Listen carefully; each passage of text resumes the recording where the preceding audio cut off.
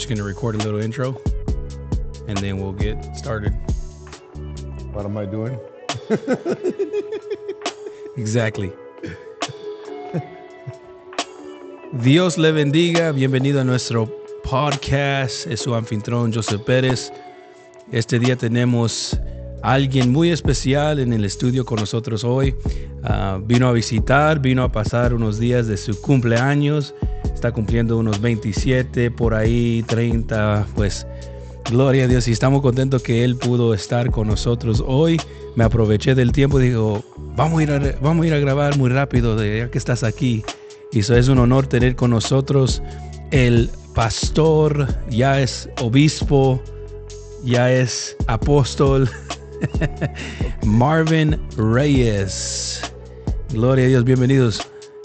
Para mí es tío, no quiero perderle respeto al hombre de Dios, pero para mí es tío. Bienvenidos, tío. Saludo, Joseph, un placer estar aquí y vamos a ver qué nos sale. Amén. Pues, hay tantas cosas que podemos decir, que podemos cubrir hoy, pero quiero nomás tomar este tiempo de hablar. Este podcast más que todo es un recurso para ministerios jóvenes, no tanto personas jóvenes, sino ministerios jóvenes, personas que están lanzando su ministerio o los pasos primordiales de su ministerio. Entonces, en eso vamos a entrar, cubrir unas cosas, tal vez unas sugerencias que tendrías o podrías dar, unos consejos. Lo que muchos no saben, y mi tío bien sabe, es que mi ministerio comenzó en Georgia. En Georgia, pues no, sí, comenzó en Tennessee, pero el desarrollo de mi ministerio en las obras hispanas. Y no sé si te recuerdas de esto. Sí, claro. Yo estaba predicando en Clarksville, Tennessee, con el pastor Reeves, una obra de hablar inglés, y fue mi tía Ceci, yo digo a oírme predicar, pero yo sé que fue a celebrar los cumpleaños de un sobrino, más bien, y ella fue y me escuchó predicar. Creo que como fue que le llamó a usted, tú me llamaste a mí y me preguntaste, no, pues ya estás predicando, y dijiste, ya puedes predicar en español. Y yo dije, pues podemos intentarlo. Y hizo la primera iglesia donde prediqué en español afuera, creo que fue en los Pentecostales de Atlanta West. Claro. Y luego de ahí tú me ayudaste mucho, abriste muchas puertas por mí, ahí en el distrito de Georgia, y pues tenemos unas cosas que podemos contar de lo que me sucedió por allá, pero tal vez si tenemos tiempo podemos compartir eso, pero ahí fue donde Dios me ayudó a desarrollar el ministerio en las obras hispanohablantes, y me enamoré. Me enamoré tanto que dije, ya no quiero ni predicar por los americanos, solo los hispanos voy a... Se cambió el idioma. Amén.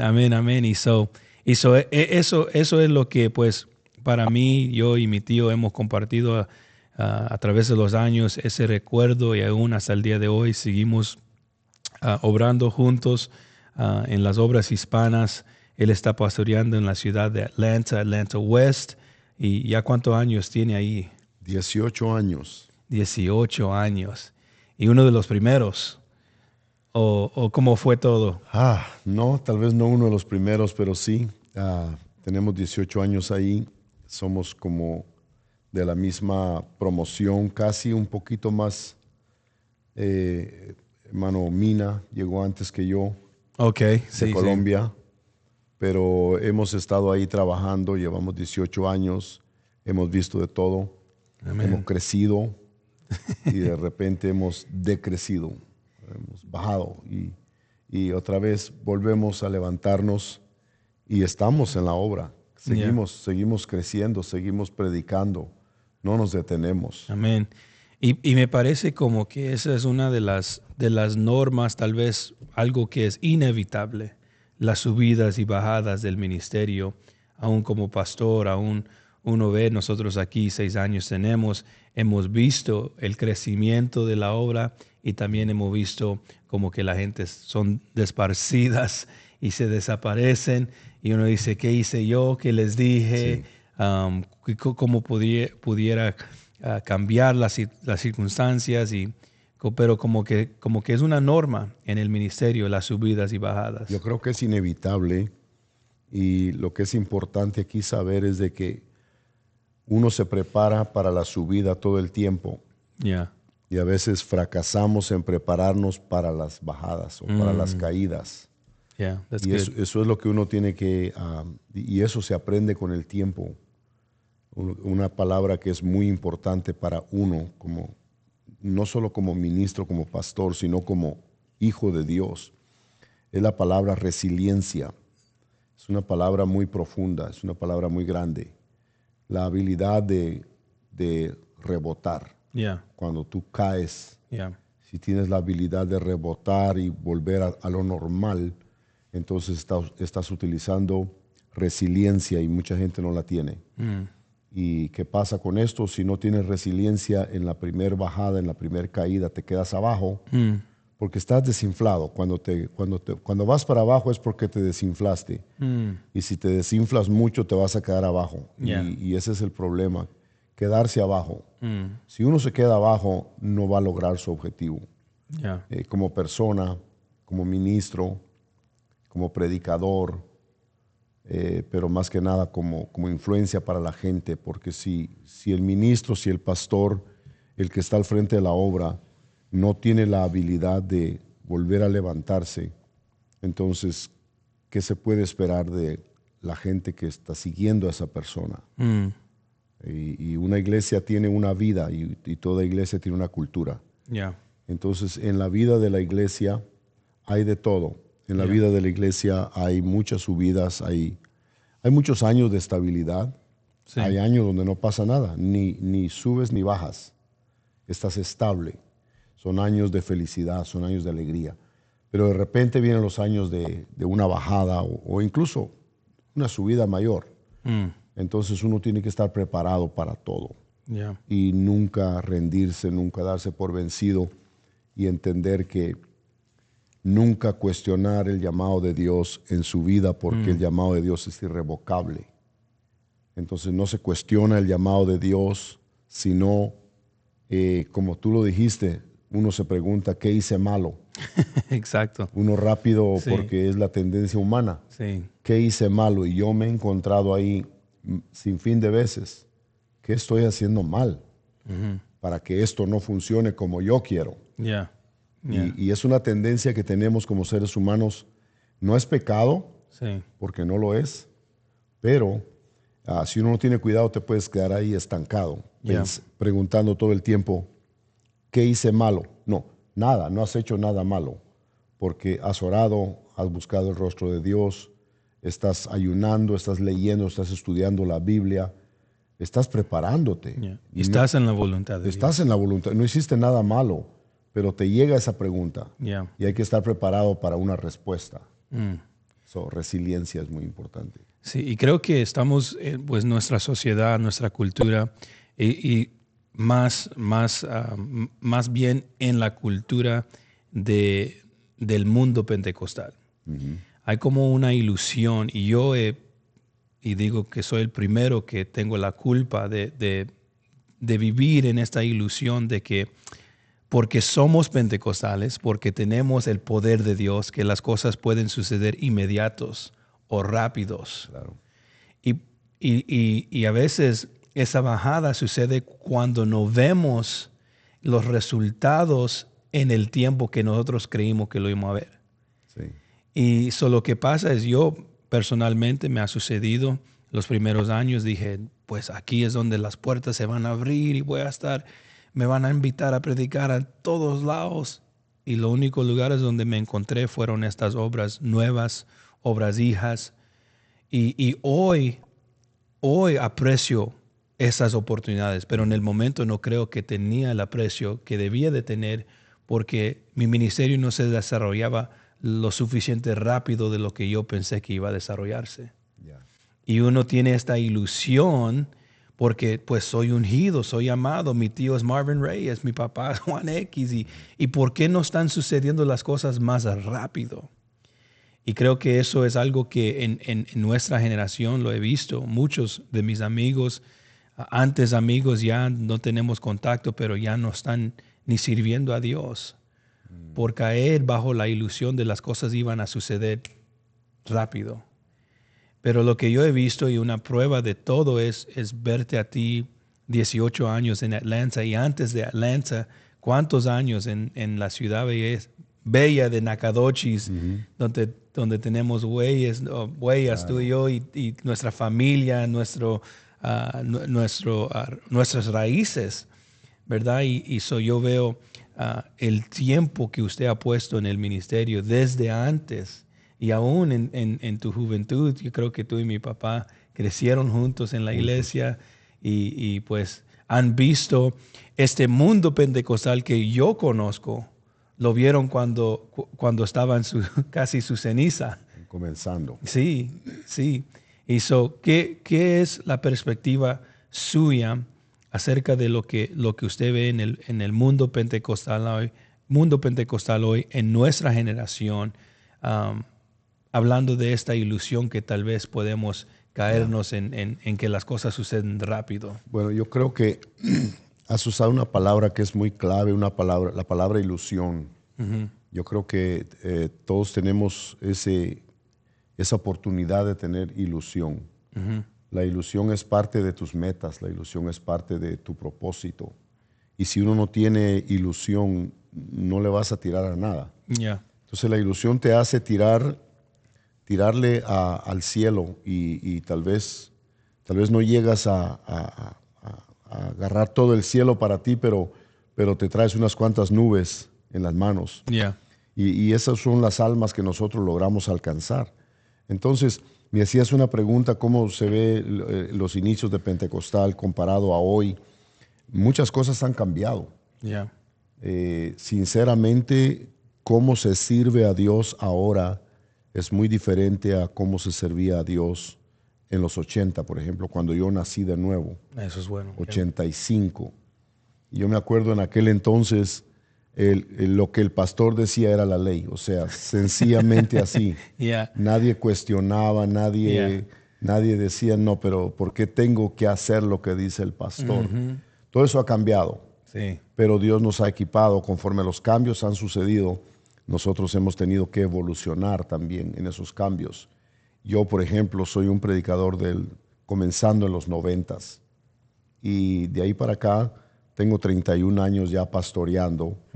Entonces, en esos 31 años uno aprende un poquito y aprendes mucho y te das cuenta cuándo es el momento de empujar por algo uh-huh. y cuándo es el momento. Hay cosas que suceden en el ministerio que no valen la pena tú perder tu sueño, no vale la pena tú perder tu unción, por supuesto, no vale la pena perder tu mensaje. Personas que posiblemente son difíciles, siempre las vamos a tener. Vamos a tener gente buenísima en la iglesia, pero vamos a tener gente difícil. Y todas estas cosas vienen con los cambios generacionales.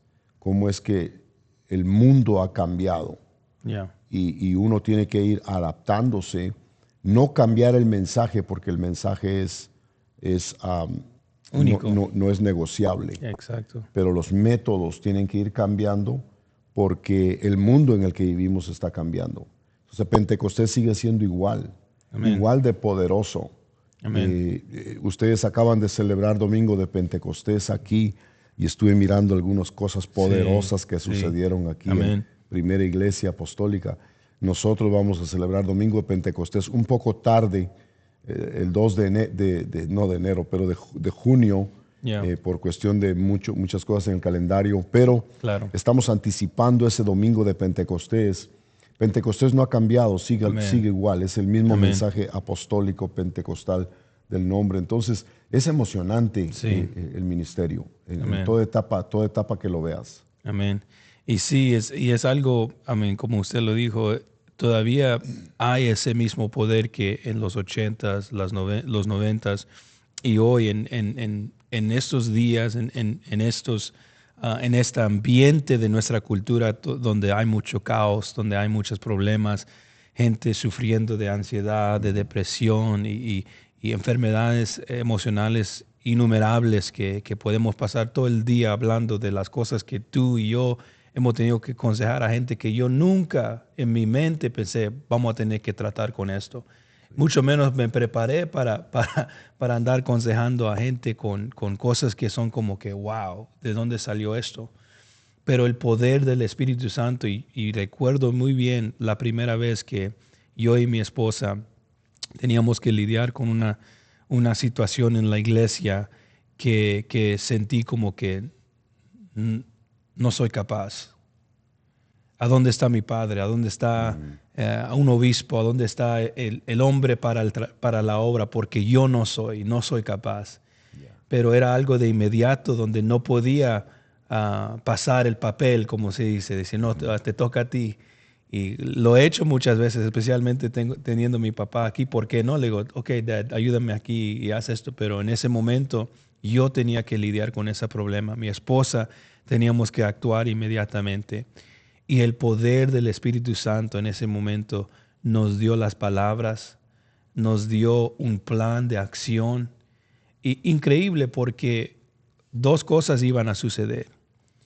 O íbamos a dañar a la persona que estaba con nosotros en ese momento y darle mal consejo, o íbamos a empoderarlos y ayudarlos en ese momento ser restaurados y salir de la situación en la cual se encontraban. Y gracias a Dios que fue la segunda, que pudimos ayudar, restaurar a alguien. Y yo salí de ese lugar sintiéndome como que, ok, si he dudado que Dios está conmigo, estoy más que seguro que Él está conmigo, porque no sé cómo salimos de esto con esta persona y yo teniendo que tomar cuenta por las palabras, por las acciones que tenía que tomar en ese momento. Y eso es ministerio. En el ministerio tenemos la vida de las personas y lo que nosotros aconsejamos o las acciones que tomamos hace una de dos cosas: o daña a la persona o los edifica. Claro. Y en este ambiente donde hay tanta... Y la única palabra que puedo usar es políticas. Sí. Y no estoy hablando de políticas del gobierno o políticas de un concilio. Estoy hablando de que, como usted dijo, en los 90s se podía decir, no, el pastor dijo y eso se va a hacer. Sí. Pero ya ahora el estilo de pastorear no es igual. No es igual. Ya no le puede andar diciendo a la gente tan fuerte las cosas como que antes se decían.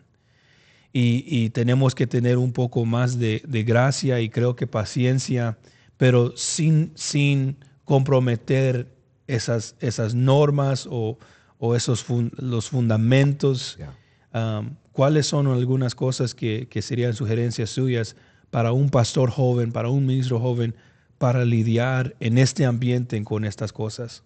Yo creo que algo que es muy importante es entender que tú creces conforme pastoreas. No solamente porque ninguno de nosotros entró al ministerio sabiendo todo ya. No sabíamos. Bueno, en mi caso yo fui al colegio bíblico y me enseñaron mucho en el colegio bíblico. Sin embargo, nada de lo que me enseñaron en el salón lo pude hacer cuando salí al campo. Porque la teoría es una cosa y la práctica es otra. Exacto. Yo tuve que aprender a pastorear. Por supuesto, tuve un pastor que me guió y eso me ayudó mucho y tú lo tienes también. Yo creo que eso es importante, pero uno crece conforme uno empieza a pastorear y te desarrollas. Entonces, lo importante es crecer. Yo creo de que todos nosotros entendemos que si no invertimos en nuestro ministerio, no podemos crecer. El hombre de Dios tiene que crecer de adentro hacia afuera, tiene que crecer, tiene que haber un crecimiento personal. No un crecimiento motivado por otros, sino un crecimiento motivado por tu carga, por tu llamado, por tu pasión. Amén. Un crecimiento que tú puedas saber que estás invirtiendo en tu crecimiento, porque si no creces tú no puede crecer la gente, y no estoy hablando de los números en particular, sino estoy hablando de como gente, la iglesia no puede crecer, porque hay dos tipos de crecimiento, hay un crecimiento numérico y hay un crecimiento de adentro hacia afuera. Espiritual. Espiritual. Y entonces eso es importante que tú sepas que tú como pastor joven, pero otros que quizá se van a beneficiar de esto, es de que uno tiene que saber que uno va a crecer conforme uno pastorea. Siempre tener el deseo de crecer. Sí. Y nunca limitarse, porque todo el tiempo van a haber limitaciones. Todo el tiempo van a haber desafíos de decir, tú no sabes hacer esto, tú no tienes la experiencia para aconsejar. No, la voy a adquirir aconsejando. Oiga bien, that's good. Sí, porque lo que pasa es que cuando entras al matrimonio, no tienes un certificado de matrimonio, de cómo hacer el matrimonio. Entras al matrimonio y tienes que descubrir muchas cosas. Y empiezas a aprender y a crecer junto con tu cónyuge. Y lo mismo sucede en el ministerio. No hay un manual sí hay muchos manuales en este mundo, pero no hay un manual que te dice esto es lo que funciona, porque todos tenemos diferentes casos. Entonces, número uno, tú creces conforme pastoreas, conforme desarrollas tu ministerio. Eso es muy importante. Y lo otro que es muy importante es la gente va a crecer contigo. Entonces uno crece con ellos le enseñan a uno a pastorear. Nadie nació sabiendo hacer lo que hay un libro muy bueno que se llama Un líder nace o se hace. Pues yo no creo que el líder nace, porque no nacemos siendo líderes, tenemos que desarrollarlo. Y nos desarrollamos a través de los errores, a través de los fracasos, de las bajadas que hablábamos al principio. Nos desarrollamos y desarrollamos la gente. El peligro que existe es si la gente se está desarrollando más que el ministro. Ahí hay un peligro. Es un peligro, es una cuestión una ecuación de doble cara. Porque si la gente está creciendo más que el ministro, entonces hay un problema. Pero también si el ministro está creciendo solo y la gente no crece con él. Si la gente no crece con él, entonces el ministro va a caminar solo. Y la gente se va a quedar a un nivel. A veces la gente rehúsa crecer. Hay gente que no le gusta el cambio. Hay gente que no pueden soportar verte a ti superar problemas y dificultades y salir adelante. Entonces como que le entra una situación y dicen, no, pues yo no necesariamente quiero hacer lo que él está haciendo. Y la gente se pueden quedar estancados sin crecer junto con su pastor. Yo creo que lo saludable es, y lo que todos anhelamos, eso que tú decías, la ilusión, es de uno crecer la iglesia, pero crecerla juntos. O sea, que crezcan conmigo. So good, eso es bueno. Y una cosa, yo siempre, cuando hablo con amigos, hablo con pastores, una de las cosas o de los testimonios que tengo es, nosotros comenzamos esta obra de la nada. Comenzamos como estudio bíblico, como departamento, subimos a otro nivel donde ya de departamento fuimos obra hija. Ahora estamos en transición de ser una obra autónoma donde vamos a ser independientes y ya estamos en ese proceso. Pero lo que siempre he dicho y he testificado es que como soy pastor joven y no tengo, ¿cómo se dirá?, la ilusión de que sé más de lo que sé, porque no. Es más, creo que la gente cree que yo sepa más de lo que sé a veces, pero la iglesia que nosotros hemos crecido, yo y mi esposa, junto con mi familia, el equipo que Dios nos ha entregado para trabajar con ellos, esta iglesia que hemos levantado, nosotros hemos crecido con la iglesia. Eso ha sido mi testimonio desde el comienzo, que me gusta y siempre estoy animando a jóvenes, vaya y levanta una iglesia, vaya y levanta una obra, por lo menos unos 5 años a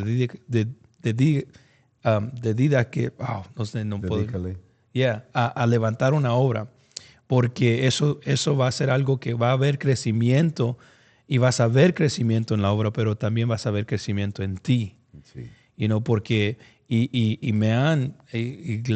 la gloria sea a Dios, me han ofrecido obras que ya están establecidas, obras que ya tienen su número, pero eso siempre me ha dado un poco de temor, no porque no creo que lo puedo hacer, sino que creo que puedo entrar en un paso que no estoy tan preparado para tomar en ese momento. Tal vez un día sí, pero ahorita estoy exactamente donde debo de estar, con la gente que debo de estar con ellos.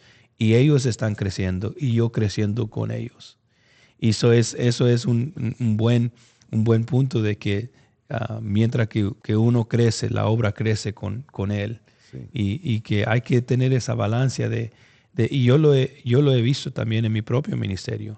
Si yo no tengo mi vida de consagración a las pilas, como dicen los mexicanos, ponerse a las pilas y no estoy orando, no estoy ayunando, no estoy enseñando estudios bíblicos, yo veo que mi gente no está creciendo porque yo no le estoy metiendo el tiempo. Entonces, he visto cuando sí, nosotros hemos tenido aquí cruzadas, ayunos de 21 días, ayunos de varios días, vigilias, pero cuando esas cosas suceden y cuando somos activos en eso, vemos y aún lo que estamos viendo en los últimos 4 meses, este año ha sido un producto de 5 años de nomás obrar y crecer y sembrar. Quiero preguntarte esto, y es mi filosofía y ideología que lo he oído, especialmente mi tía Ceci como que lo sembró. Ella fue donde saqué la idea, porque ella me contó una vez de un pastor, Robert Tisdale creo que se llama, que dijo que toma 5 años para levantar los primeros frutos de una obra. Y yo lo vi aquí, que por 5 años nosotros realmente no vimos resultados como nosotros quisimos. Pero este año estamos ya terminando el 5º año, entrando al 6, y estamos viendo fruto como nunca antes. Y no es que estamos haciendo más o menos, pero estamos haciendo exactamente lo que hemos hecho con más propósito, lo diré así. Tenemos más intención, tenemos más estrategia, pero yo no creo que la estrategia o la intención es la diferencia, porque la obra es igual. Estamos obrando con corazón puro y estoy viendo que estos 5 años ha producido los primeros frutos de una iglesia que ya se está estableciendo, y tenemos pilares y tenemos líderes y estamos desarrollando, estamos discipulando. ¿Cómo ve eso? ¿Cree que uno puede en menos o más de 5 años tal vez establecer algo fuerte? Bueno, yo creo que tiempo es muy importante en lo de la obra porque, número uno, la obra no la hace uno. Claro que uno trabaja, tú te dedicas y tú trabajas fuerte y tú ayunas, tú predicas, tú mencionaste palabras muy claves: discipulado, entrenamiento de líderes, todo eso son parte del proceso interno que produce ese crecimiento. Entonces, en esos 5 años que ustedes han sembrado y ahora están empezando a ver mejores frutos, han habido frutos, pero ahora se está mirando como que se ve lo que está pasando. Sí. Y es porque esos 5 años son críticos. Es como en la vida de un niño. Esos primeros 5 años son los años de formación de un niño. Y en esos 5 años, muchas de las cosas que uno le enseña a sus niños se quedan grabadas en su corazón para el resto de sus vidas. Es una psicología poderosa, pero así sucede. Yo creo que en la iglesia es igual también, cuando uno siembra en la obra y uno siembra incansable. Tú no te cansas de orar, no te cansas de ayunar, no te cansas y si te cansas, pues te levantas otra vez y lo sigues haciendo. Yeah. Porque eso es lo que pasa, volviendo otra vez a la palabra que mencionaba en el principio, esa palabra resiliencia. Es cuando tú te cansas, haces algo, te cansas y de repente como que ya no quieres hacerlo, pero sabes que es lo correcto y tienes que volver a hacerlo. Yeah. Pues eso que has hecho por 5 años produce resultados, y esos resultados se miran en la gente. El discipulado que estás dedicando, el tiempo para entrenar esos líderes, ahora con discipulado, con entrenamiento, se le va a poder ver un mejor rostro a esos 5 años, que posiblemente no fue posible discipular porque no había la gente sólida. Cuando no tienes gente que ya está sólida, que no están dispuestos al discipulado, que sí pueden venir a la iglesia, sí pueden venir y ser parte del grupo, pero no se comprometen porque no están a ese nivel todavía. Oh, wow. Y hemos visto eso. Si toma un poquito más que la gente se comprometa, porque si una persona se compromete en la iglesia, entonces quiere decir que he's buying into, o sea, esta es mi iglesia. Tiene un sentido de pertenencia, pertenezco aquí, esta es mi iglesia. Sí. Y porque es mi iglesia, yo quiero invertirme a mí mismo, así que no tengo miedo de comprometerme. Si me ponen a ser el director general de la limpieza, lo voy a hacer con todo mi corazón porque estoy comprometido. Y eso yo creo que tiene mucho peso y es algo muy poderoso. Una de las cosas que, hablando de todo esto, trae a mente muchas cosas, pero algo que sí resuena hablando del tiempo que uno invierte en la obra, el tiempo que invierte en la gente, en discipularlos. Hay una cosa, y yo sé que usted sabe muy bien de esto, y es la palabra sacrificio. Y nosotros, y un hombre de Dios una vez me habló y me dice, hermano Pérez, siento que de Dios decirte no tengas pena hablar del sacrificio, porque si no la gente no va a saber el precio que uno tiene que pagar para ver lo que nosotros hemos visto. Y eso quiero preguntarte, yo sé que tienes muchas experiencias, historias de momentos de sacrificio. Y tal vez unos ejemplos o unas cosas que usted ha vivido que pueden ayudar a alguien para saber y entender lo que realmente es tener que sacrificar para ver los resultados en su ministerio. Yo creo que todos sabemos, todos entendemos que el sacrificio duele y todos le tenemos temor al dolor. Nadie quiere dolor, pero el sacrificio duele. Y si no duele, no es sacrificio. Entonces yo creo que el sacrificar es parte de uno entender que primero que nada Cristo fue sacrificado para producir la iglesia. Entonces los sacrificios que aunque duelen y aunque no nos gusta el dolor, pero sabemos que después que tú pagas el precio por un sacrificio, no solamente tienes un sentir espiritual poderoso porque tú sabes que estás haciendo lo correcto, pero a la misma vez también sabes que después de pagar el precio de un sacrificio va a venir un resultado. En el caso hablemos de Elías, justamente yo estaba en Minnesota este fin de semana predicando, estaba hablando de por qué cae el fuego de Dios en medio del pueblo. Elías oró, hizo una oración de 15 segundos y esa oración de 15 segundos sucedió el milagro de que el fuego de Dios descendió, consumió el sacrificio, consumió la leña, consumió el altar, consumió el agua, consumió todo. Pero en realidad los 15 segundos de oración no fueron los que trajeron el fuego. Lo que trajo el fuego fue el precio del sacrificio que él pagó antes de eso. Entonces a veces pensamos que venir y pararnos detrás del púlpito y traer un mensaje lleno de fuego y lleno de inspiración, eso es lo que va a producir los resultados. Lo que hay que entender es que antes de ese momento de pararse detrás del púlpito, tiene que haber una vida de sacrificio. El sacrificio duele y hay que sacrificar familia, hay que sacrificar cosas, pertenencias, hay que sacrificar tiempo libre, hay que sacrificar cosas que quiero hacer. Tal vez un deporte, tal vez un hobby favorito, algo que no me voy a limitar, porque si no me limito, entonces estoy satisfaciendo mis apetitos que no tienen que ver con el ministerio. Y ahí es donde nosotros vemos de que el sacrificio, aunque duele, pero produce resultados. Y el sacrificio es poderoso, es bueno. Yo creo que, de nuevo, el sacrificio, no es que, yo siempre pienso que entre mejor es el sacrificio, mayor será la recompensa. Entonces el sacrificio es inevitable. Es inevitable porque si no hay sacrificio no hay entrega, no hay pasión, no hay enfoque.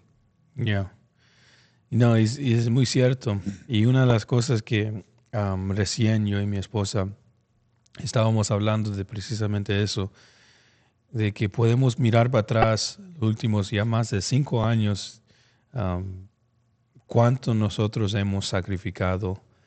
Y mi esposa me hizo ver y entender de que si no hubiéramos sacrificado todo lo que habíamos sacrificado, no creemos que estuviéramos donde estamos en nuestro ministerio, donde está la iglesia hoy, viendo el crecimiento, y tú has visto de primera mano, has sido parte de la historia aquí.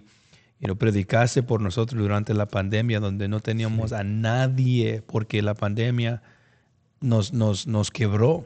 Y quebró la mayoría de los que estaban en los Estados Unidos, financieramente, emocionalmente. Cerró iglesias. Iglesias se cerró. Y yo recuerdo aquí abajo de nosotros, predicaste a una cámara como estamos haciendo hoy grabando, claro. Pero no teníamos la certeza de que esto iba a seguir. Y yo y mi esposa recién me estaba recordando de algunas cosas y dice, como dijiste, duele, pudiéramos tener más de lo que tenemos, estar más avanzado en la vida financieramente, con posesiones, propiedades, qué sé yo. Pero hemos invertido tanto tiempo, tanto sudor, tanta obra, y uno dice, ¿vale la pena? ¿Vale la pena? Y esa fue la pregunta, ¿vale la pena? Y yo digo, 100 veces sí, 1000 veces sí. ¿Por qué? Porque las cosas en este mundo se van a desvanecer. Pero lo que hemos hecho en el reino de Dios y solo el reino, solo el cielo va a revelar el sacrificio que tú y yo hemos hecho aquí en la tierra. Claro. Pero gracias a ti, gracias Pastor Reyes, y unas últimas palabras que tal vez puedes dejarnos a unos que van a estar viendo esto, van a ser pastores jóvenes o pastores de jóvenes, líderes en su iglesia, algo que puedes tal vez del corazón compartir con ellos para que tengan un aliento, una palabra de ánimo. Muy bien. No, pues gracias, un placer poder pasar estos minutos acá. Vale mucho para mí, tiene mucho valor, mucha importancia. Pero quería solamente decir, en el ministerio, cuando nosotros comenzamos, todos tenemos sueños, tenemos visiones, queremos volar alto. Y hay que ambicionarlo. Las ambiciones ministeriales son buenas. Siempre tenemos que tener esa medida del espíritu para saber que estamos haciendo lo correcto, que estamos volando en la dirección correcta y no volando solamente por volar. Yeah. Creo que es importante eso, algo que yo le doy gracias a Dios en mi vida y en mi ministerio es siempre he tenido un pastor sobre mi vida. Yeah. El tener un varón de Dios sobre tu ministerio es lo mejor que tú puedes hacer. Amen. Porque a veces cuando comenzamos algo, pensamos que tal vez ya lo sabemos todo, Yeah. o somos bastante positivos, y se nos pasa la mano a veces, y pensamos, I don't need a man of God over my life. Yeah. And that's impossible. Si no tenemos un hombre de Dios sobre nuestra vida, es como un cuerpo sin cabeza, es un monstruo, no va a servir, va a caminar Amen. sin dirección, se va a perder, no va a tener propósito. Entonces, y la razón que digo eso es porque yo tengo la convicción de que nadie podrá entrar al cielo sin un pastor. Y yo quiero entrar al cielo. Amen. Y número uno. Número dos, mi familia necesita una voz. Yeah. Porque aunque a veces uno dice, o la esposa le puede decir a uno, no, tú eres mi pastor, papi, tú eres mi pastor. Aquí en la casa eres mi esposo, pero en la iglesia eres mi pastor. Y está bien eso. Está bien, porque eso quiere decir que ese hombre está sembrando un testimonio en su casa. Yeah. Está bien eso, pero encima de esta voz yo quiero que mi familia tenga la voz que me dirige a mí, porque yo necesito oír esa voz. Yeah. Yo necesito esa voz que da dirección. ¿Y por qué lo necesito? No para los momentos buenos, lo necesito para cuando vengan los momentos de caída, cuando tengo que pegar la panza a la tierra, donde no hay gloria, no siento unción, tal parece que todo se hizo pedazos. Me acuerdo en particular, la razón por la que estoy diciendo esto, cuando nosotros atravesamos por una división muy grande en nuestra iglesia, en el 2017, yo literalmente pensaba, esto se va a partir, porque el 70% de la gente se los robó, el que dividió la iglesia, se los llevó. You know? Y ¿Cuál fue su nombre? No. y cuando se va la gente, se van los diezmos, se va la ofrenda, se va la economía. Eso es lo que uno piensa, Joseph. Yo eso fue lo que pensé, dije, wow, aquí, yo dije, tengo que volver otra vez a trabajar secularmente. Yo había trabajado secularmente, pero ese era mi pensamiento. Yo pensé, tengo que volver a trabajar secularmente. Sin embargo, para hacer corta la historia, porque es muy larga, en esos años que pasó eso, la economía de la iglesia se triplificó. Pero debo de decir que ese momento cuando yo estaba pensando, aquí se acabó todo, ya no va a haber finanzas, no sé qué va a pasar, mi pastor entró al escenario y él estuvo ahí como una roca, sólido, y me dijo, you're not going anywhere, you're staying here. Usted va a quedarse donde mismo, vamos a seguir orando, trabajando, predicando, no se preocupe, aquí voy a estar yo para usted. Wow. So, eso no tiene precio. Eso no tiene precio. Estoy de acuerdo. Entonces, ahí yo pude ver la mano de Dios a través de eso, que si no hubiera sido por ese momento, y debo decir esto, Él jamás me dio dinero. Fueron sus palabras, fue su cobertura, fue su autoridad, fue su amor lo que nos cubrió. Entonces, eso es muy importante para uno, tener ese varón de Dios sobre tu vida, aun cuando no sientes que debes de tenerlo, aun cuando no piensas que debes de tenerlo. Eso es muy importante. Quise mencionar eso porque quizá algunos van a atravesar por esos momentos. Bueno, no quizá, te lo garantizo que algunos van a pasar por ahí, muchos. De otra manera no crecemos. Cuando sucedió la división, yo estaba triste, estaba muy angustiado. ¿Y por qué? ¿Por qué perdí la gente? Pero después me di cuenta, gracias a Dios, que esa gente se fue. No entendí por qué, pero gracias a Dios que esa gente se fue, porque la iglesia quedó de una forma más pura. O sea, cosas sucedieron que yo no puedo explicar. Pero eso no se puede explicar cuando uno está pasando por ese valle. Entonces es importante que todos tengamos ese varón de Dios que vela, cuida, que, I'm just an email away from him, una llamada, un texto. Nunca va a estar ocupado para mí, todo el tiempo va a estar ahí. Y otra cosa que yo iba a decir también en cuanto a tus inicios en Georgia, me acuerdo esa vez cuando llegaste a predicar, creo que ibas a predicar a la iglesia Hermano Mina. Una cosa que yo tengo, me gusta ser muy transparente. I'm very transparent. Yo no, my reputation doesn't mean anything for me. Entonces, en una ocasión, Joseph estaba yendo a predicar de Hermano Mina y el Hermano Mina estaba en un edificio donde habían 14 iglesias. No, you gotta let me tell this story. ¿Ah, sí? Porque, okay, are you going to tell it? Yeah. Okay, go ahead.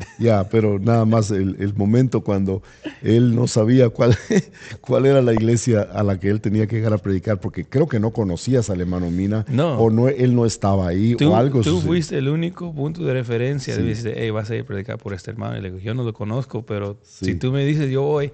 Sí, pero entonces él llegó a una iglesia y como se metió a una iglesia y estaba, pero de repente sintió aquí como que no se siente nada. No, okay, so déjale explico. Okay, so esto fue lo que pasó en el curso de eventos como pasó. Sí. Okay, mi tío me dice, hey, hay un hermano que quiere que le predica. Le digo, está bien, voy. Y dice, te va a hablar, pero él está en Oregon. Okay. Y me dice, te va a hablar y te va a dar la invitación, te va a mandar la dirección y todo eso. So, el hermano Mina me llama y saludos al hermano Mina, si va a ver esto, tal vez lo ve. Pero me llama y dice, pastor, hermano, queremos que venga y nos predica. Todo bien, ok, no voy a estar, me dice.